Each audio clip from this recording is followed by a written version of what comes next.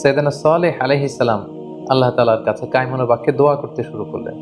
তিনি বললেন, হে আল্লাহ, আপনি যদি এই মুআজিজা আমাকে দান করেন, এটা দেখে আমার জাতিগোষ্ঠী ঈমান আনবে, তারা বিশ্বাসী হয়ে যাবে। আপনি মেহেরবানি করে আমাকে এই মিরাকেল, এই অলৌকিক বিষয়টা দেখানোর ক্ষমতা দিন। আল্লাহ তাআলা জানিয়ে দিলেন যে, হে সালেহ, আমি এই মিরাকেল দেখাবো, কিন্তু এরপরে যদি তোমার জাতিগোষ্ঠী ঈমান না আনে, তাহলে কিন্তু আমি সমূলে তাদের সবাইকে ধ্বংস করে দেব। আল্লাহ তাআলা তাদের ডিমান্ড অনুযায়ী তিনি তাদেরকে এই মিরাকেল দেখালেন।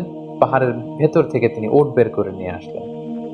এবং এই কথাটি আল্লাহ তাআলা কালামুল মাজিদে এভাবে উল্লেখ করেছেন সূরা শুআরাতে, মা আনতা ইল্লা বাশারুম মিসলুনা। তাদের জাতিগোষ্ঠীর লোকেরা তাচ্ছিল্যের সুরে বলতে শুরু করলো যে, সালেহ, তুমি কি করে আবার নবী হও? তুমি তো আমাদের মতোই রক্তে মাংসে দেখতে একই রকম মানুষ।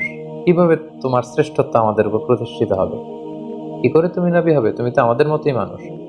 ফাআতি বিআয়াতিন ইন কুনতা মিনাস সাদিকিন। তুমি যদি পারো